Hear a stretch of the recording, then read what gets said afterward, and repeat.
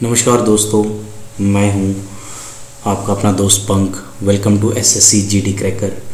आज की इस वीडियो में हम पढ़ेंगे कैसे 2 डिजिट्स का क्यूब फाइंड कर सकते हैं। सबसे पहले हमें 2 डिजिट्स का क्यूब फाइंड करने के लिए हमें 1 से लेके 9 तक सारे क्यूब्स की वैल्यू पता होनी चाहिए। ये बेसिक है।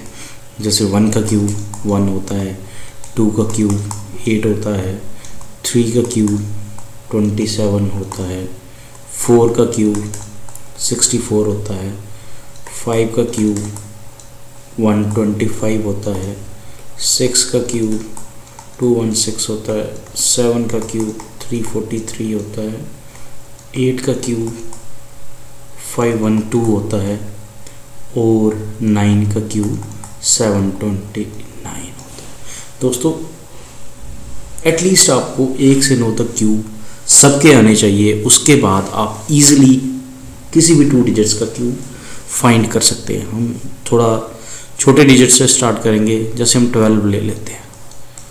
12 का क्यूब कैसे फाइंड करना है? पहला स्टेप क्या है, हमें इन दोनों के क्यूब्स लेके साइड पे लिख देने हैं। जैसे 1 का क्यूब 1 होता है, 2 का क्यूब 8 होता है, ये लिख दिया। फिर हमने ये 12 को लिख कर इन दोनों को मल्टीप्लाई करके 2 आता है। जो डिजिट आया इसको इससे मल्टीप्लाई करना है, इसको इससे मल्टीप्लाई करना है। जब 2 को 2 से मल्टीप्लाई किया, ये आपका 4 आ गया, हमने यहाँ लिख देना है। 2 को 1 से मल्टीप्लाई किया, ये 2 आ गया, इसको यहाँ लिख देना। उसके अगले स्टेप में हमने इसको 2 से मल्टीप्लाई करना है। ये हमने कहीं लिखना नहीं है, बस अपने दिमाग में रखना है। 2 4 द 8 और इसको भी 2 से करना है, 2 2 का 4। लास्ट स्टेप है, हमने ऐड कर देना है। 8 के साथ नीचे कुछ नहीं है, 8 आ गया, 8 और 4 12 आ गए, 1 कैरी चला गया, 4 और 2 6, 1 7 आ गया और 1 का 1। दोस्तों, इस तरीके से हमने सीखा कि 12 का कैसे क्यूब फाइंड करना है। इसके स्टेप्स में लिख देता हूँ ताकि आपको रिवाइज करने में ईजी हो। पहले स्टेप्स में क्या किया, हमने 1 का क्यूब लिया और 2 का क्यूब लिया, उसको साइड में लिख दिया। स्टेप सेकंड में हमने जो डिजिट्स हैं उनको आपस में मल्टीप्लाई किया, मतलब 1 × 2 किया। जो भी डिजिट आया फिर उसको हमने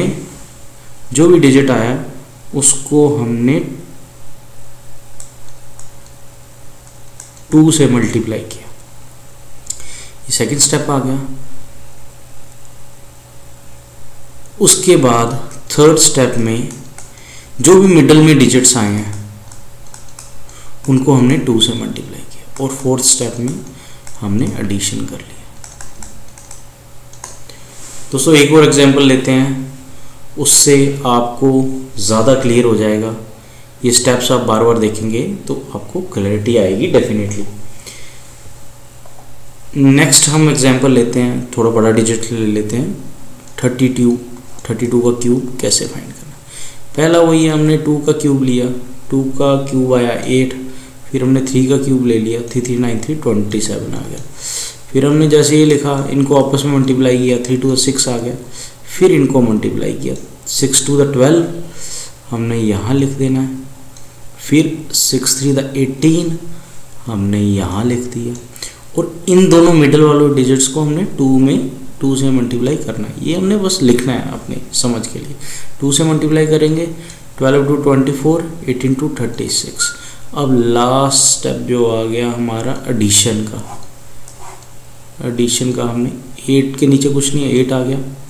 24 और 12, 24 10 34 2 36, ये 6 आ गया। 3 कैरी है, ये ऊपर चला गया।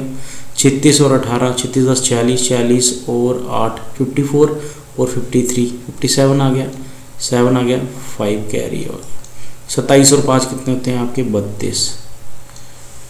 दोस्तों, ये हमने देखा कि कैसे 32 का क्यूब फाइंड करते हैं। वही सेम स्टेप्स हैं, सेम तरीका है। अगर आप पिछले स्टेप्स को देखोगे तो आपको समझ आ जाएगा। एक और एग्जांपल ले लेते हैं ताकि आपको कन्फ्यूजन ना हो।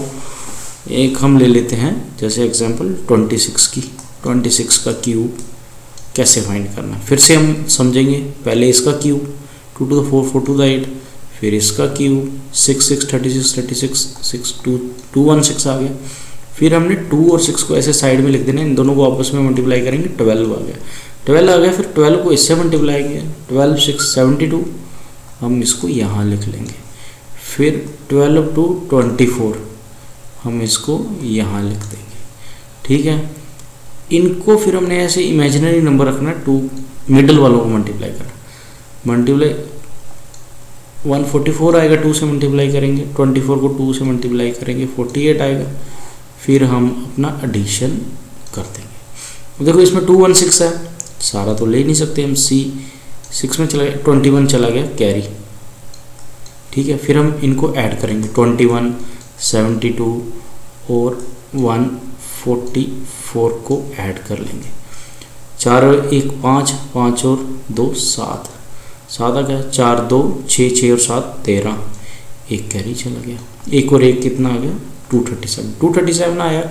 ये पूरा तो लिख नहीं सकते हम, 23 कैरी में जाएगा, 7 यहाँ पे आएगा आपका, 23 चला गया आपका कैरी में। अब हमने दोस्तों फिर से इनको ऐड करना पड़ेगा, 23 24 48, इसको एडिशन कर लेंगे हम, 8 और 4 12, 12 और 3 15, 1 कैरी में चला गया, 2 और 1 3, 3 और 2 5, 5 और 4 9, 4 2 6, 6 2 8 1 9, ठीक है जी। ये आ गया आपका 95, लेकिन हम इधर क्या लिखेंगे, सिर्फ 5 लिखेंगे, 9 को हमने कैरी में जाने दिया, 9 और 8 कितना हो गया 17। इस तरीके से दोस्तों आज हमने सीखा कैसे क्यूब रूट फाइंड करना। आप 10-12 क्वेश्चन प्रैक्टिस करो तो तब आपके हाथ बैठ जाएगा और तब आप इसको फास्ट कर लोगे, और यही मेथड आपने यूज़ करना है, बार बार यूज़ करोगे तो ये मेथड आपके दिमाग में बैठ जाएगा। शुक्रिया दोस्तों, मिलते हैं अगली वीडियो में कुछ अच्छे ट्रिक्स के साथ और नए टॉपिक के साथ। अलविदा।